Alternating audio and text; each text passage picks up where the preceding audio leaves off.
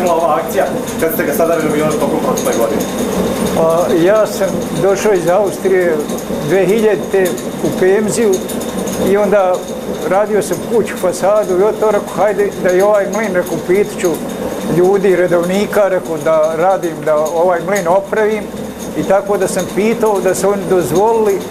Ja nisam ni od koga ništa tražio i tako sam to onda betonirao prvo u ploču, pa sam onda mlin pokrio, nije bio pokriven, on je bio od kvadri ozidan, pošto ga je zidao jedan Tabaković Sulejman prije svojih možda biti 30 godina, kad sam ja bio još momak i šta ja znam, bio prvo drveni, pa onda postao od kvadri, pa sad eto ja sam ga obložio stiropolom.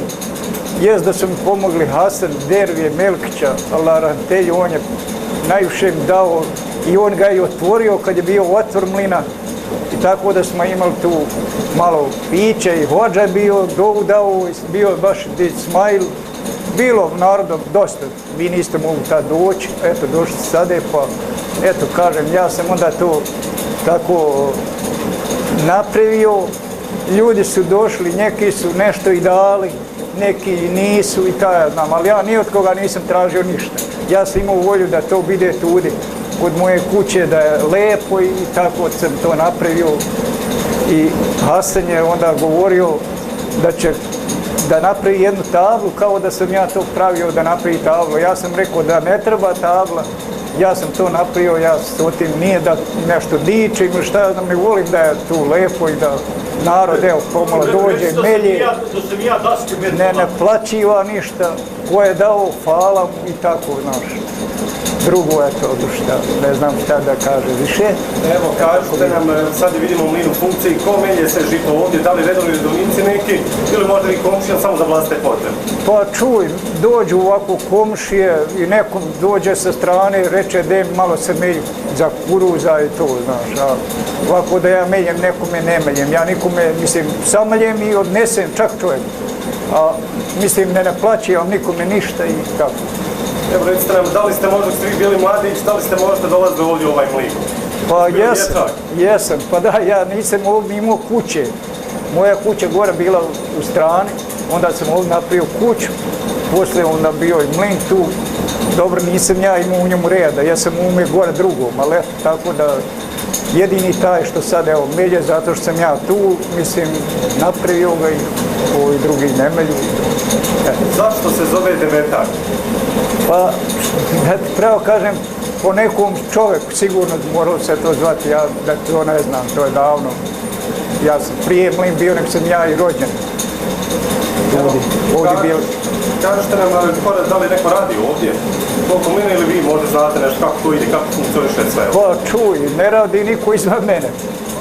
Ja uvijek to opravljam, ako nešto treba, platim da se nasječe, mislim ono da ga malo naoštri, šta jedino ako neko pomogne nešto da to. Ali ja ne tražim ni od koga dok sam živ, a kad umrem ja ne znam kako će biti.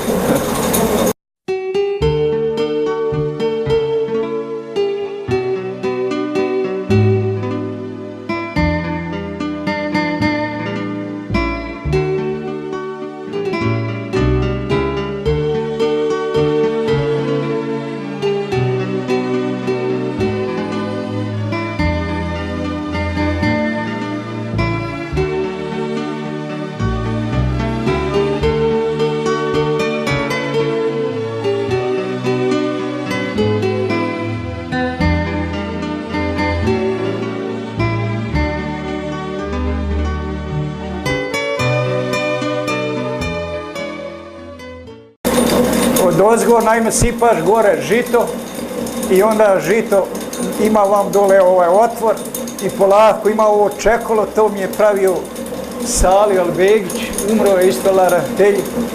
Ovo mi je pravio jedan gore isto vario, sve od pleha, znaš, i sve od željeza.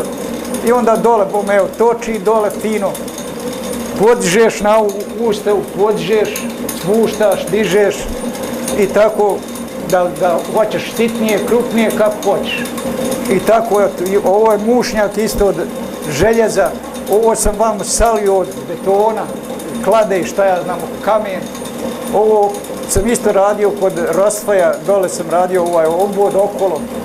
Tako da je to sve urađeno, vrteno je željezno, ima one kao zovu se toce, ali to je jedan kao željezni lager unutra, što se okreće u kamen, željezni. I to okreće brže kao što je. I eto, toliko to. Da li ne ide na vodu ili na električnu energiju? To samo na voda. Voda goni, nema struje, ništa tu. Samo voda. Jedino ako ima sijelca, ako donesem sijelca. A ovo drugo sve voda. Evo kad je pitanje vremensko trajanje, koliko je potrebno za otprilike jednu kanu brašna? Koliko je potrebno pšenice i koliko vremenski to traje? Pa čuj, za tako 1-2 sata samelje je 15 kila. Pošto je to mala voda, leti manje ima vode pa zasuši, tako da nema vode pa onda mora malo čekati da se naspe voda jaža pa onda pustiš pa mi. Recite nam da li u nekim određenim danima ili svaki dan vi radite ovdje ili samo svi građani donijeti obrati? Pa ja samo kad neko donese, jer mlin ja zaključam, imam ključ, zaključam i tamo ima obisito u mojoj garaži i ko dođe on mora sam sebi otvori, samelje i opet vrati ključ. Neko ima ključ, nekome sam dao ključ i tako on ostavi ključ tamo sebi samelje. Malo se melje kad narod nema žita, pa jedino u želji ovako kad kuruzu hoće i šence, ovako malo domaće to da samelje i tako. Kažu da je velika razlika između brašna koje možemo kupiti u industrija, a i ovog dakle koje to jese. Jes, normalno. Vkusnije je normalno kad su samelje šenca i kuruzu vkusnije nego kupovno, normalno i kvalitetnije, šta ja znam, tako pričaju ovi stari ljudi.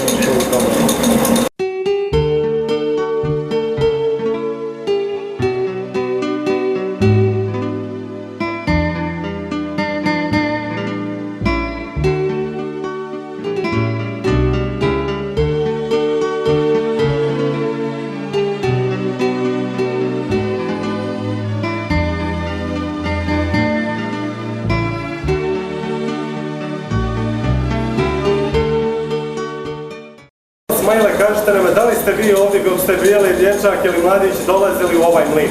Ja sam. Koliko često, kako je to prije bilo? Bilo je to sve drugačije bilo nek danas. Sve je bilo drugi raspored, bili su redovi raspoređeni, bilo je to sve po redu kako treba. Sad je sve to izašlo malo drugačije i tako to se sad voda tako. Prije se dolazilo konjima, a danas autima? Dolazilo sa saunama, zimi sa saunama. Tako da dogonite žito i ovdje noćivat, ovdje su bili prigrada za konje. Ovdje je bio odžak i vetra.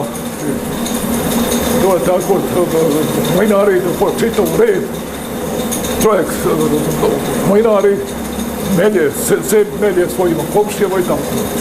Evo, da li možda vi znate zašto se ovaj mlin zove Devetak? Zato kažem, zato što je formiran od 9 redova. Od 9 redova ti formira to, pa onda nadalje, onda to razasutu sve dalje i dalje.